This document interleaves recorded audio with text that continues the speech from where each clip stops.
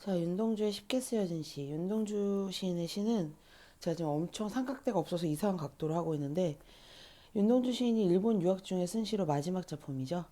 윤동주 오빠의 가장 큰 특징은 지금 여기 특징에 좀 애매모호하게 나와 있긴 한데, 항상 일제강점기 시인들은 대조적인 기법을 꼭 쓰죠. 일본은 싫어. 뭐 우리나라의 조국 강복이 빛내는 건 플러스, 플러스와 마이너스가 있는 걸 상징적 시어의 대립구조라고 합니다. 그리고 윤동주 오빠의 시뿐만이 아니라 우리가 뭐 지금 제가 연속으로 할 텐데 이상의 거울, 그 다음에 윤동주의 자화상, 뭐 윤동주의 참외록 이런 시들을 보면 거울 혹은 우물 혹은 구리거울 혹은 백석에 흰 바람벽이 있어. 흰 바람벽이 있어. 이런 시들을 보면 흰 바람벽을 통해 오빠가 현실의 구조는 일본인데 내면의 구조는 조선에 가 있는 이런 현상들을 많이 보여줍니다. 특히 윤동주 오빠의 시는 언제나 상징적 시어가 나오고요. 언제나 현실적 자, 내면적 자의 내적 갈등 때문에 고뇌를 해요. 근데 나중에는 내적 갈등을 거의 극복을 하죠. 근데 이제 윤동주 오빠의 별에는 밤에 보면 뭐 푸른 잔디가 솟을 거다. 나는 나중에 죽더라도 우리나라 행복할 거다. 뭐 이런 말들을 하긴 하는데 저 이 오빠의 가장 큰 특징은 현실적 자아, 일본에 있는 표면적 자아가 조선에 있는 윤동주 오빠가 진짜 꿈꾸는 이상적, 이면적, 내면적 자아가 되기 위해서 노력한다는 걸 꼭 알아주었으면 좋겠어요. 또 우리가 이제 동화고나 구리고 잡서에 보면 정약용 오빠의 수호직이라는 작품이 있단 말이에요. 나는 본래 나를 지키고 싶었는데 본래 나는 이상적 자아고요. 현실의 나가 너무 욕심이 많다. 그 근본을 어겼다. 그럼 그게 현실적 자아라 생각하시면 됩니다. 현실은 내가 현재 살아가는 현재, 내면적 자아는 과거와 미래라고 생각하시면 좀 편해요. 과거는 우리가 꿈꾸던 자유, 미래는 내가 꿈꾸는 희망. 이렇게 해석을 하면 좀 편합니다. 또 3번, 현실인식이 지금 일제강점기죠. 자아성찰. 자아성찰을 다른 말로 쓰면 반추, 반성, 성찰. 그 다음에 이제 저번 주에도 저한테 관조가 뭐예요? 이렇게 질문하던데, 멀리서 뭔가 자연물을 보거나 사물을 보거나 풍경을 보고 자신의 외부에서 내부로 내가 저 자연물이나 사물을 보고 내가 깨달은 게 뭐지? 하고 자아가 스스로 자기를 반성하면서 내부로 시선을 이동해서 성찰하는 걸 관조라고 합니다. 그래서 관조라는 말은 멀리서 바라보고 깨달음을 얻거나 자기의 내부에서 깨달음을 얻거나 이렇게 생각하면 좀 편합니다. 자, 그 다음에 윤동주 오빠의 가장 큰 특징이 네 번째 또 있죠. 오빠의 시가 대부분 90%가 마이너스 심상으로 이렇게 시작을 하다가 꼭 시상이 전환을 해요. 대부분의 오빠 내신 시험범에 나오는 시가. 그래서 오빠는 시상 전환을 해서 마지막엔 플러스로 행복한 결말로 자신이 꿈꾸는 이상전 자아 화해하는 경우가 가장 많다. 이렇게 생각해주면 좀 편합니다. 또 이 윤동주 오빠의 쉽게 쓰여진 시의 가장 킬포가 뭐냐면 오빠가 등불을 밝히는 삶을 살고자 한단 말이에요. 전화벨 소리, sorry. 시대처럼 올 아침을 염원한단 말이에요.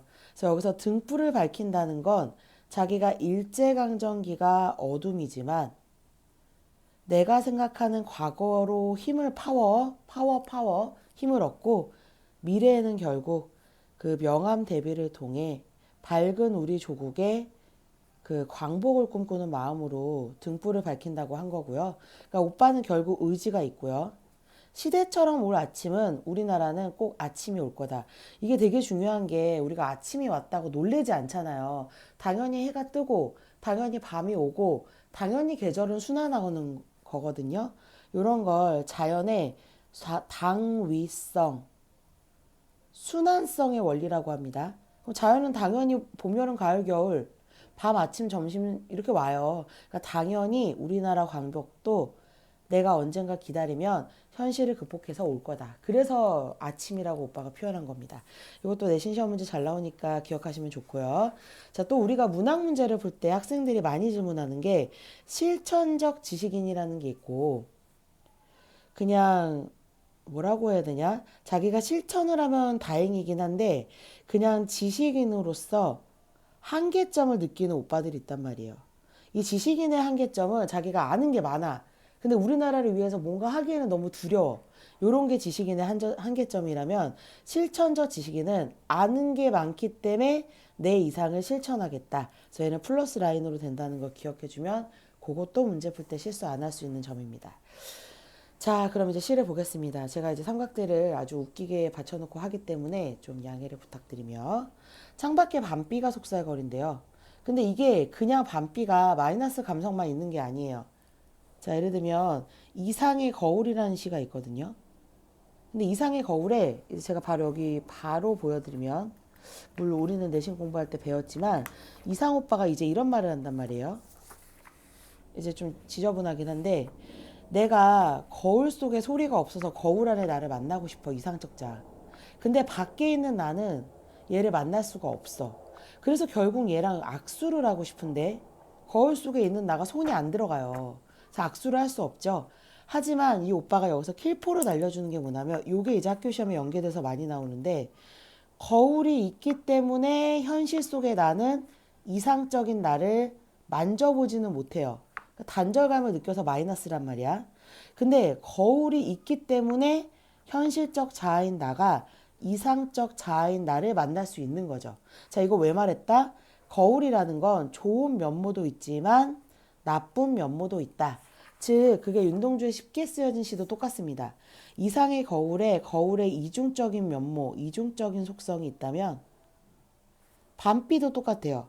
밤비라는 일제강점기가 있기 때문에 오빠는 밤비가 내리는 그 밤에만 시를 쓸 수 있는 겁니다. 그러면 일제강점기가 있어서 오빠는 마이너스 심사인 건 맞아. 그럼 이제 시험 문제에 시대적 상황이 하강적 이미지를 나타내며 비유법이 하강 이미지다. 이건 맞아. 근데 또 다른 면모로 밤비가 내리기 때문에 자아를 성찰할 수 있는 관조, 반성, 고요함이 또 있어 주는 거예요. 그래서 여기 나오는 밤비도 무조건 세모가 아니라 이중적 소재가 되어준다는 거 잊으시면 안 됩니다. 자, 그 다음에 이 1년을 먼저 보고 우리가 먼저 봐야 될 년이 있는데 1년을 보고 한 장을 넘기면 여기 8년에 똑같은 수미상관이 나온단 말이에요. 자, 근데 보시면 아까는 오빠가 창밖에 밤비가 속살거려 나는 일제강점기 육첩방에 있어서 명사형 종결어미로 끝냈어요. 자, 우리 다 알겠지만 올해 수능에도 나왔지만 명사형 종결어미로 끝내면 아쉬움과 안타까움이 조성돼요. 자, 그럼 오빠는 밤비가 속살거리는 게 의인법이에요. 밤비가 나에게 수다수다 속살속살 이러는 거란 말이야. 근데 속살거려서 피곤하기는 해. 그런데 뭔가 아쉬워. 하지만 8년에서 오빠가 자, 이게 이렇게 나오죠. 수미상관, 머리수 꼬리미, 수미상관을 통한 변형을 통해 이제는 육첩방에 남의 나라 있어도 나는 아쉽지 않아. 창밖에 밤비가 속살거려도 어쩔 TV 쿠꾸룽 삑뽕 어쩔 TV인 거야. 나는 이제 의연하게 이 세상을 의지로 뒤집을 거야. 그래서 8년에서 수미상관을 뒤집어서 변주한 거예요. 요게 킬포입니다. 자, 이렇게 수미상관을 쓰면 구조적으로 시가 안정감이 느껴지고 예쁘죠. 자, 글씨가 좀 웃겨서 좀 죄송합니다. 지금 자세가 굉장히 좀 어중뛰게 요 날로 받쳐갖고 삼각대를 비추고 있기 때문에 좀 자세가 안 좋음. 자, 그 다음에 수미상관을 다른 말로 하면 리듬감과 운율감이 느껴지죠.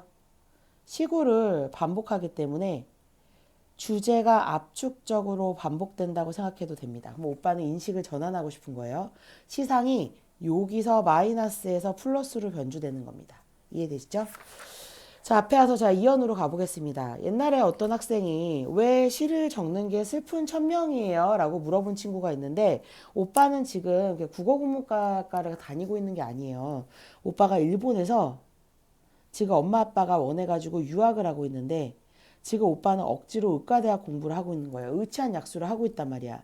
그래서 오빠는 자기가 시를 잘 쓰는 게 슬픈 천명인 거야. 나의 운명은 시를 쓰는 건데 또 시를 쓸 수만은 없는 거야. 자, 그 다음에 여기에 시적 허용이 나오죠. 자, 우리는 엄밀히 1인칭에게 나 자신아 시를 적어볼까 하고 청유형을 할 수가 없습니다. 청유형 종결어미를 1인칭에게 쓰는 건 시니까 가능해요. 시적 허용입니다. 자, 그 다음에 오빠가 왜 괴롭냐면 부모님이 땀내. 자, 땀내는 후각. 사랑의 포근이 아닌 학비봉투. 학비봉투는 시각. 다양한 감각적 표현은 백석 오빠하고도 공통점이 있겠죠. 윤동주 오빠 나오면 백석과 정지용 오빠가 항상 같이 내신을 잘 따라다녀요. 감각적 표현을 여러 가지를 나눠서 쓰기 때문에. 자, 오빠에게는 이게 상승 이미지네요. 요런 상승 이미지 때문에 공부를 하고 있긴 한데 이렇게 대조적으로 자기는 대학생이 돼서 노트를 끼고 싶지가 않은 거예요. 여기 오빠가 짝대기를 껴놓은 이유도 공부가 하기 싫은 게 아니라 이 공부가 자기한테는 싫어. 이렇게 해서 지금 짝대기를 적은 거거든요. 자, 그리고 오빠가 여기 교수님을 늙은 교수라고 한 것도 이 교수님이 진짜 올드해서 늙은 게 아닙니다. 늙은 교수의 의미는 여기 써있지만 자습서에도 구태여서 내가 현실에서는 독립운동을 하고 싶어. 그런데 이 교수님은 자꾸 의치한 약수를 가르쳐. 자기는 의과 공부가 자기한테 와닿지가 않아. 그게 너무 현학적이고, 자, 현학이 뭐예요? 유식한 척하고 공부하는 것만 같고 너무 허장성세처럼 느껴지는 거예요. 이게 나에게 진짜 필요한 학문이 아니야. 그래서 늙은이라는 꾸며주는 말을 쓴 겁니다. 자, 그래서 오빠는 현재 현실적 자아가 현재형 종결어미가 간다예요. 자, 그럼 오빠의 현실적 자아는 지금 현재 어떤 상태? 매우 기분이 안 좋습니다. 자기가 원해서 공부를 하는 게 아니에요. 자, 그러더니 오빠가 생각해보면 자기의 과거를 떠올린단 말이에요. 제가 아까도 말했지만 일제강점기의 과거는 자유입니다. 미래는 희망입니다. 과거에 어린 땐 동무들이 하나둘 죄다 잃어버렸어요. 자, 여기에 쉼표의 기능이 수능에도 잘 나오고 내신에도 잘 나오는데 요 쉼표를 찍으면 리듬감과 운율감도 있지만 쉼표를 찍으면 하나, 둘, 감정을 억제하는 거예요. 감정을 절제한다 그러죠. 요거는 정지용의 유리창이라는 시에도 나오죠. 자기가 자기 나름 동무들이 죽은 것에 대해서 독립운동을 못하는 감정을 쉼표로서 감정을 억제하면서 표현한 겁니다. 이것도 시험에 잘 나옵니다. 내신에. 자, 그래서 오빠는 현실에 있는 나가 너무 부족해. 나는 도대체 여기서 뭐해? 내 자신이 침전하는 것 같아. 의문형 종결함을 통해 자신을 반성하고 자아성찰하는 거죠. 자, 그리고 오빠 이런 말을 해요. 인생은 참 살기 어려워. 그런데 자기는 지금 일본에서 시가 너무 쉽게 쓰여지는 거야. 가만히 앉아서 시를 쓰니까 자기 자신이 아무리 생각해도 너무 부끄러워. 이 부끄러움은 문학에서 쉐임드가 아닙니다. 진짜 자기가 깨닫고 싶고, 진짜 자기 자신이 성찰하고 싶고, 자기 자신을 반성하고, 자조라고 하죠. 스스로를 조소하고, 그리고 반추, 되돌아보는 거죠. 자, 그래서 오빠는 시상을 전환합니다. 내가 이렇게 살면 안 돼. 그럼 요렇게까지가 오빠가 마이너스 개념이 끝났네요. 이제 아까도 말했지만 명함 대비를 통해 등불을 밝히고 일본이라는 어둠을 내몰고 싶어요. 그럼 오빠는 이제 어떤 상태예요? 명함 대비를 통해 여기 써 있네요. 희망과 저항 의지를 가지게 되는 겁니다. 그리고 나중에 진정이 제가 아까 말했던 자연의 섭리에서 당연히 당위성의 원리로 아침이 오지 않습니까? 당연히 우리나라에도 광복이라는 아침이 올 거라고 비유적으로 당연히 당위성을 선포한 거예요. 자, 그런데 문제는 아직 우리나라가 일제강점기이기 때문에 최후의 내가 멋있을 거라는 거, 자기가 생각하는 이상적 자라는 건 알아. 그런데 아직도 명사형 종결어미를 통해 오빠는 아쉬움과 안타까움을 표출한 거죠. 왜냐하면 아직 우리나라가 광복이 오지 않았기 때문에 명사형 종결어미를 통한 아쉬움과 안타까움을 나타내는 겁니다.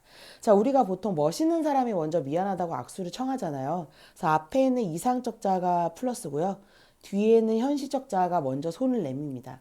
이상적 자아가 현실적 자아 일본 윤동주한테 나는 눈물과 위안이 나지만 최초의 나는 진짜 갈등을 해소하고 내적 갈등을 화해할 거야. 그래서 이상적 자아가 현실적 자아에게 우리 이제 화해하고 열심히 의지 다지자 이런 식입니다. 자, 여기서 이제 자습서 문제 중에 가장 중요한 거는 요거죠. 이제 이런 거는 내신 문제 꼭 나오죠. 적절하지 않은 걸 고르는데 이 시는 색채 대비보다는 명암 대비가 더 두드러져서 1번이 틀렸고요. 자연물을 이용해서 떠오를 아침 뭐 이런 것들을 표현해서 시적 상황을 보여주고요. 쉼표를 의도적으로 사용하면 호흡이 감정도 절제하면서 호흡이 조절이 돼요. 이건 무조건 시험에 나옵니다. 수능에도 잘 나오고 의문의 형식을 통해 자기가 지금 나는 왜 자꾸 침전하지? 자문자답의 형식을 통해 자아가 성찰하고 있죠. 깨달음을 얻고 있고 시간적 배경이 뭡니까? 밤비예요. 밤이라는 시간적 배경과 공간적 배경이 육첩밥 다다미 발음이 안 좋아서 죄송해요. 육첩방 다다미빵을 묘사하고 있기 때문에 이런 거는 무조건 시험에 나옵니다. 자, 우리가 이상의 거울을 또 빼먹을 수가 없거든요. 글씨가 너무 촘촘하지만 한번 볼게요. 한번 봤지만. 자, 거울 속이 이상 오빠가 꿈꾸는 진정한 윤동주 오빠가 꿈꾸는 나고요. 거울 밖이 일본에 내가 지금 공부하고 있는 현실적 나라고 생각하시면 됩니다.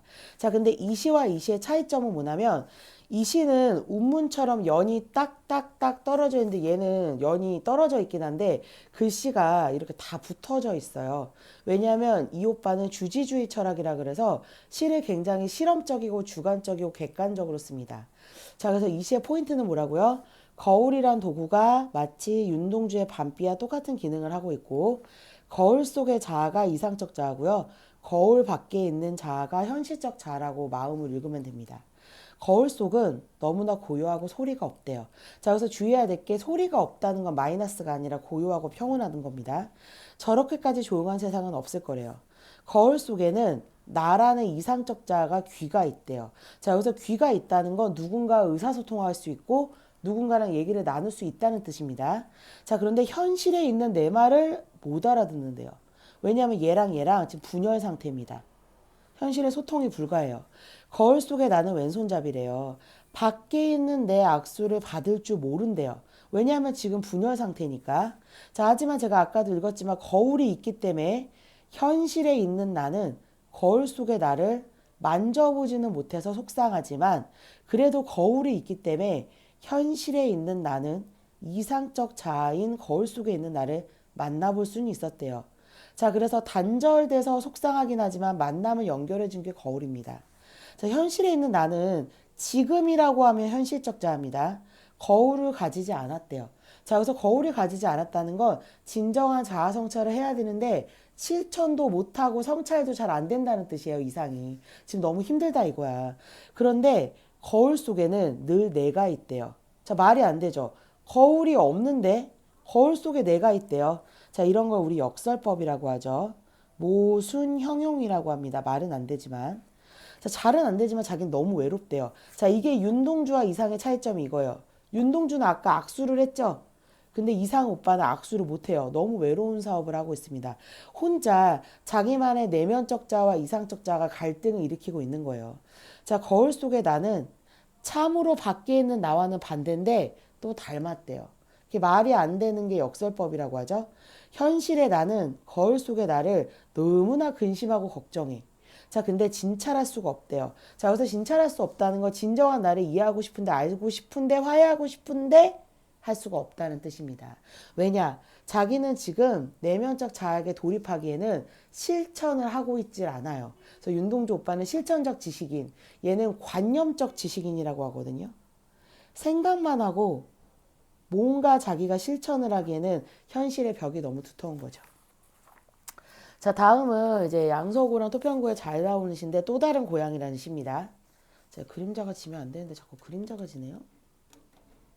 자, 윤동주 오빠의 시는 다 했거든요. 자, 오빠가 지금 자기가 일제강점기에 고향, 여기가 좀 더 밝죠. 고향에 돌아온 거예요. 근데 고향에 왔는데 자기가 온 고향이 진정한 고향이 아니다란 마음으로 읽어주시면 돼요. 근데 아까도 말했지만 시상이 전환되는 구간이 윤동주 오빠는 반드시 옵니다. 자기가 진짜 고향에 왔는데 밤에 왔단 말이에요. 근데 백골이 따라와서 한 방에 누웠대요. 이 백골은 자기가 이상적 자아가 죽었다는 뜻입니다. 그래서 현실적 자아로 제가 세모 표시해놨고요. 자기는 방이 너무 어둡대요. 자, 근데 이 어두운 방이 우주로 통한다는 걸 윤동주 오빠는 알고 있대요. 자, 우주는 이상적 자아가 될 수 있겠죠. 하늘에서 소리처럼 바람이 불어온대요. 자, 우리가 윤동주 오빠의 서시라는 시가 이 다음 장에도 나오지만 바람이라는 소재를 학생들이 굉장히 많이 틀려. 예를 들면 바람이 불어서 이게 날아가. 그럼 우리에게 실현일 수 있어. 자, 근데 바람이 불어서 이런 역할이 있어. 정신 차려 이 친구야. 이런 역할인 거지. 자, 그래서 여기서는 하늘에서 바람이 불어온대요. 하늘에서 바람이 불어온다는 건 오빠의 자화상이라는 시에 나오지만 수직적 공간은 이상적 공간입니다. 이 하늘에서 바람이 나를 자아성찰하게 매개체로 정신차리라고 각성의 매개체가 되어주는 거죠. 그래서 요 바람 플러스입니다. 근데 윤동주 오빠는 아직 어둠 속에 있어. 현실적 작용이 아직도 풍화작용으로 마이너스로 침체되어 있어. 풍화작용이 쉽게 쓰여진 시로 따지면 침전하는 거랑 똑같습니다. 그래서 오빠는 눈물을 짓는 게 내가 진짜 이상적 자아가 우는 건지 정말 백골이 우는 건지 모르겠어. 진짜 이상적 자아인 아름다운 혼이 우는 건지도 잘 모르겠어. 자, 근데 오빠가 갑자기 이런 얘기를 해요. 지조 높은 개가 있어요.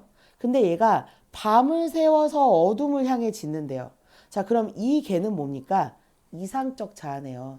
밤이라는 일본을 향해서 하고 짖으니까. 자, 그래서 어둠을 짓는 개는 나를 쫓아오고 있어. 그럼 나는 아직 비참해. 나는 현실적 자아야. 자, 여기까지가 마이너스인데 오빠가 갑자기 1인칭 청유형을 또 써요. 시적 허용. 가자. 우리 그렇게 살면 안 돼. 이렇게 말을 하는 거죠. 쫓기오는 사람처럼 가재요. 자, 여기서 쫓기오는 사람은 내가 지금 부족하지만 쫓기오는 사람처럼 열심히 가자는 뜻도 있습니다. 지금은 어쨌든 부족해. 하지만 백골이라는 현실적 자아 몰래 아름다운 이상적 자에게 가자. 요런 시입니다. 또 다른 고향은 순우특강에도 잘 나오고 내신에도 잘 나옵니다. 자, 그 다음에 두 번째 시는 윤동주 오빠의 가장 유명한 서시죠. 서시는 쉽게 쓰여진 시와 차이점이 뭐냐면 쉽게 쓰여진 시는 밤이 오고 그 다음에 아침이 와요. 시간의 흐름이 순행입니다. 그런데 윤동주 오빠의 서시는 순행이 아니에요. 역순행으로 구성되어 있거든요. 지금 오빠가 죽는 데까지 하늘을 우러러 한 점 부끄러움이 없길 바랬어. 잎새 이는 바람에도 나는 괴로워했다. 자, 일단 과거로 했어. 근데 별을 노래하는 마음으로 죽어가는 것들을 사랑해야지. 나는 주어진 것들을 걸어가야겠다. 갑자기 미래가 나왔죠. 자, 과거가 있었죠. 근데 오빠가 지금은 오늘은 현재는 별이 바람에 스치운다고 얘기를 해요. 그래서 이거는 역전적 구성이고 역순행 구성이라는 걸 잊으면 안 됩니다. 차이점이에요. 자, 하늘을 우러러 본다는 건 하늘을 바라보고 이상적 자아를 꿈꾸는 거겠죠. 그래서 부끄러움이 없기를 바랬어요. 그런데 바람이 자꾸 부는 겁니다. 바람에 괴롭다는 건 이 바람이 일본을 상징해요. 하강적 이미지. 아까 우리가 또 다른 고향에서 배웠던 그 바람하고 다르죠. 그래서 오빠가 별을 노래하는 마음은 어떤 마음이에요? 떠오를 아침하고 똑같아요. 광복을 꿈꾸는 청각적 심상을 통해 내가 죽어가는 우리 민족을 위해서 중요한 거 아까 말 안 했네요. 여기래. 윤동주 오빠의 특징 5번째. 오빠는 속죄악 모티프라는 게 있죠. 오빠는 언제나 기독교 사상이 있기 때문에 우리 기독교에서는 죄를 지으면 양을 죽여가지고 그 죄를 사함을 받는다는 표현이 있거든요. 그래서 양이 인간 대신 죽어줍니다. 그럼 윤동주 오빠에게 속죄악 모티프는 다른 말로 자기희생이라고 하죠. 나 자신을 죽여서라도 우리나라 광복을 위해 노력하겠다. 이게 윤동주 오빠의 또 다른 특징이죠. 이육사 오빠도 이런 시를 많이 쓰시죠. 한용운 오빠도. 다시 돌아가서 별을 노래하는 마음으로 우리나라에 죽어가는 것들을 사랑하는 마음으로 여기 써놨죠. 속죄악 모티프를 하겠다는 겁니다. 그리고 나한테 주어진 길이 어떤 길이에요? 슬픈 운명같이 독립운동을 해야 되는 길입니다. 그래서 오빠가 주어진 길은 이상적 자라고 할 수 있죠. 그래서 그 길을 미래에는 쉽게 쓰여진 시로 따지면 최후의 나라고 생각하시면 됩니다. 최후의 나가 이상적 자아니까요. 그래서 나는 미래에 걸어가야겠다. 그런데 현실적 자아가 아직도 바람에 스치운다는 그런 시입니다. 그래서 오빠의 시는 대부분 아까 배운 특징 4-5가지를 읽어주면 시가 좀 잘 부셔져요. 자, 그 다음에 이거는 작년 토평고 시험범이었죠. 길이라는 시입니다. 낯서신 분들도 있겠지만 이 시도 2019년 6월 교육청에 나올 정도로 수능이나 모의고사에서도 윤동주 오빠는 거의 뭐 정철 오빠급 가지 않습니까? 시험에 되게 잘 나와요. 자, 이 시도 똑같아요. 이상적 자를 잃어버려서 힘든 마음으로 읽어주시면 좀 시가 편합니다. 잃어버렸대요. 자, 그럼 오빠가 여기서 잃어버린 건 제가 여기다 써놨지만 참된 자아가 없어진 겁니다. 그래서 자기가 무엇을 어디다 잃어버린지 몰라 주머니를 더듬었대요. 자, 그럼 오빠는 주머니가 그 쉽게 쓰여진 시의 밤비랑 똑같아요. 자아를 성찰하는 도구겠죠. 백석의 흰바람 벽이랑 똑같습니다. 그래서 주머니라는 도구를 통해 이상에게 거울이 있고요. 그리고 윤동주의 참회록 보면 구리거울을 손바닥 발바닥으로 닦거든요. 이런 걸 자아성찰의 매개체라고 하죠. 그래서 주머니를 뒤져요. 자, 근데 이 시는 굉장히 경어체를 써서 시가 경건한 어조가 느껴지고 소극적이고 이 경어체를 쓰면 좀 여성적인 어조가 느껴집니다. 자, 어쨌든 오빠가 뭔가를 찾고 싶어. 근데 오빠 앞에 돌과 돌이 끊임없이 있는 거야. 그림으로 그리면 오빠가 이상적 자아를 꿈꾸고 싶어.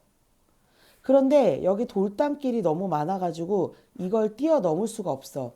그래서 자기는 현실적 자아에서 너무 힘든 그런 시라고 그림으로 표현하면 좀 편해요. 자, 그럼 이 돌담이 뭐죠? 바로 일본인 거예요.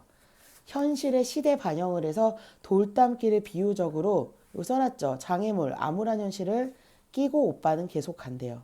그런데 문이 너무 닫혀져 있어서 저 문 밖으로 나갈 수가 없는 거예요. 그래서 오빠는 계속 현실적 자가 그림자를 드리워요.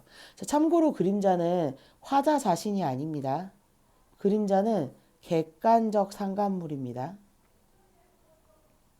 그래서 오빠가 여기서 똑같이 시간의 흐름을 나타내죠. 아침에서 저녁, 저녁에서 아침이 흐르면 제가 아까 말했다시피 시간의 흐름은 언제나 순환되기 때문에 당연히 내가 기다리던 그 시간은 오게 되어 있습니다. 그래서 오빠는 돌담을 더듬다가 눈물을 짓지만 하늘을 바라봐요.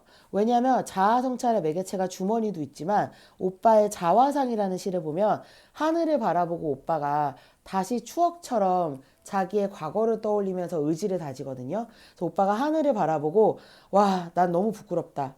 여태까지 너무 마이너스로 살았구나. 이제는 난 플러스로 살 거야. 푸른색은 우리나라에서 태극기를 상징하는 파란색이지 않습니까? 그래서 자조반성 성찰을 통해 의지를 다져요. 그래서 현실은 풀 한 폭이 없는 현실적 자아지만 다음에 저쪽에 제가 아까 그림 그렸다시피 거기에 진정한 나 이상적 자아가 있는 거죠. 그래서 현실의 나는 아직 살고 있고 부족하지만 잃어버린 것을 찾기 위해 노력한다는 아주 제가 좋아하는 시입니다. 자, 이 시는 쉽게 쓰여진 시랑 다른 점이 있죠.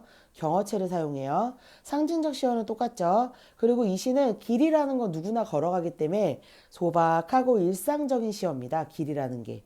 또 우리가 시상이 전환하는 게 쉽게 쓰여진 시만 있는 게 아니라 윤동주의 길, 윤동주의 또 다른 고향 이런 모든 시에 시상이 전환된다는 거 알고 있으면 좋아요. 제가 여기에도 쉽게 쓰여진 시 써놨죠.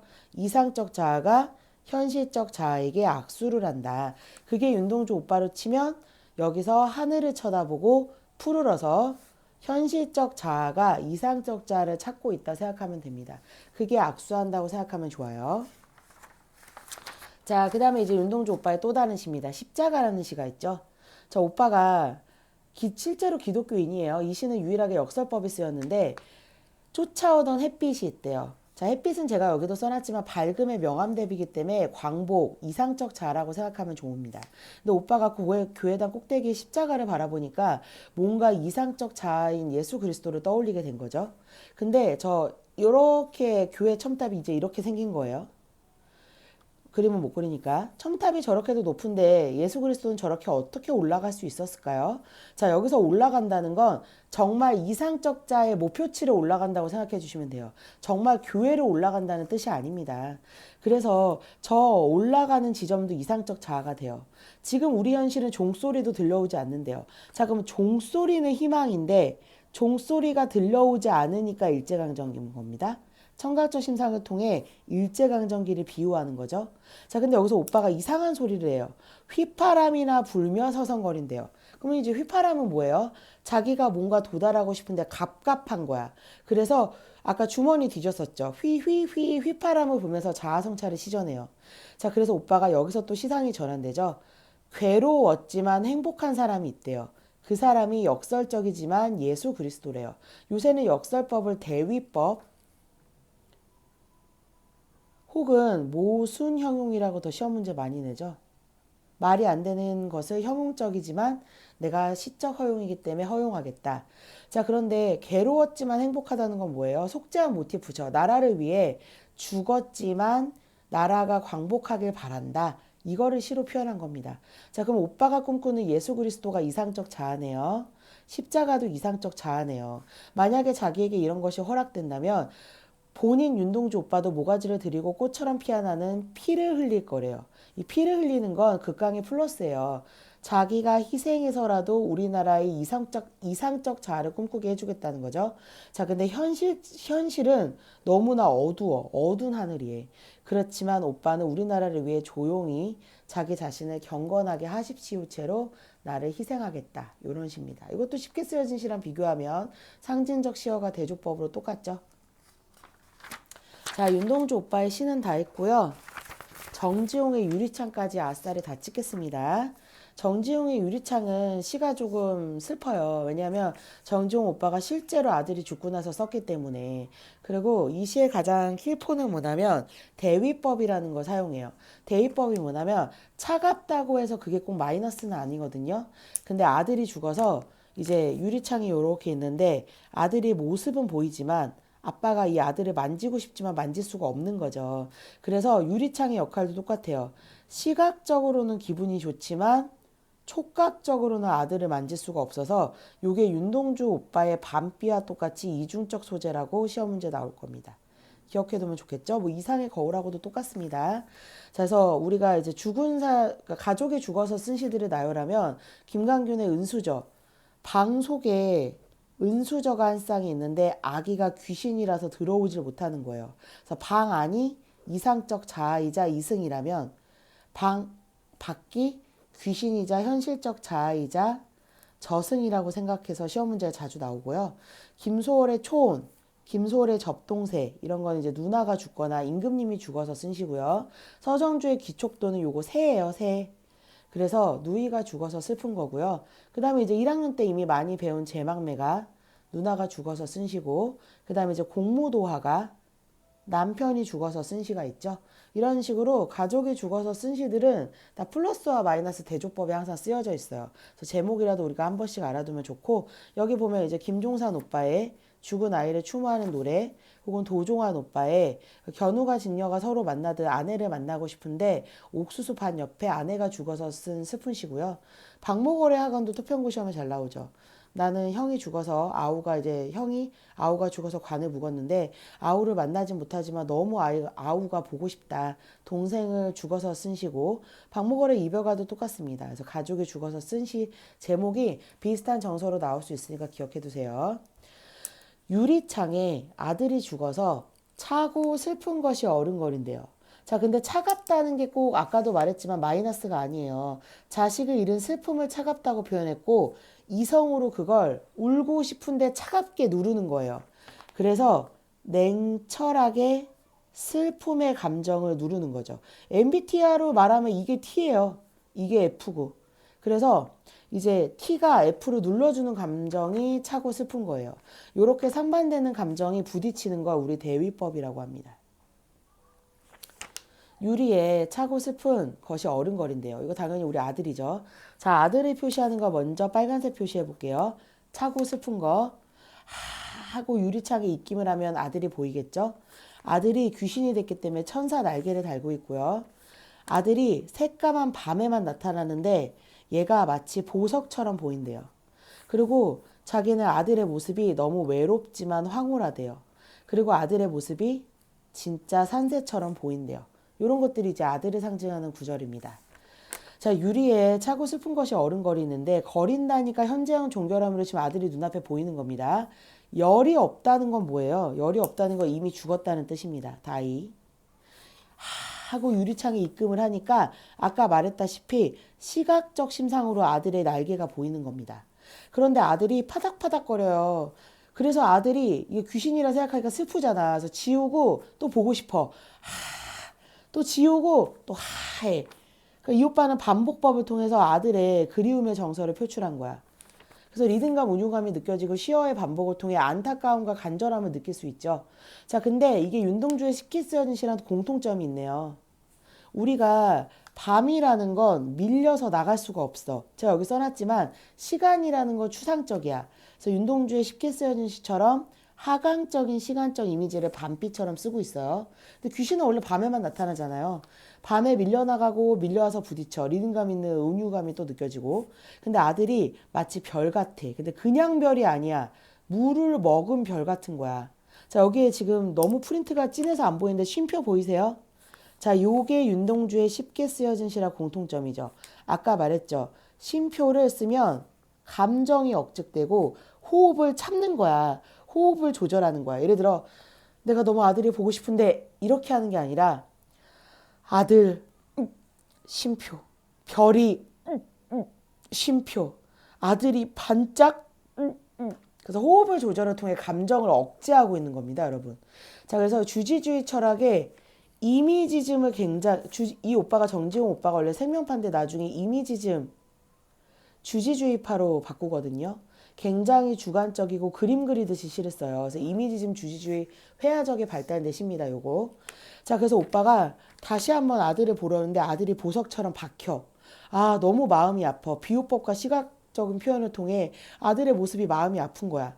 그런데 오빠가 밤에 홀로 유리를 닦아. 왜 닦아요? 아들이 잘 보여야 되잖아. 그래서 이걸 닦고 또 하고 봐. 근데 아들이 이제 만질 수는 없으니까 외로워. 그런데 아들을 볼 수는 있으니까 황홀해. 그래서 오빠가 대위법이자 모순형용이자 역설법이자 시적 허용을 쓴 거죠. 너무 슬퍼 이 시는. 그리고 이 정지훈 선생님의 아들이 실제로 폐결핵으로 돌아가세요. 그래서 고운 폐혈관이 찢어진 채로 작가의 진짜 자기의 감정을 넣은 걸 표현론적 관점이라고 하죠. 아이고 글씨 왜 이래. 그래서 진짜 오빠가 자기 아들이 그렇게 죽었습니다. 자, 이 아는 감탄사이며 영탄법이라고 부르죠. 자, 이게 물론 1학년 때 해서 안 나오겠지만 식구체 환가를 전통적으로 계승한 것도 있고요. 아라는 말을 쓰면 주제가 압축돼요. 그러니까 아 속에 이미 감정이 절제돼 있는 거야. 뭐 이런 느낌인 거야. 그래서 주제에 압축해서 감정 절제를 느낄 수 있고 너는 산새처럼 지구법을 통해 날아갔구나. 자, 근데 이 산새처럼 날아갔구나의 구나도 오빠가 영탄법인데 탄식의 어조의 영탄법이에요. 그러니까 마이너스 뜨아 뭐 이런 거야. 아우 뭐 이런 걸로 군화를 쓴 겁니다.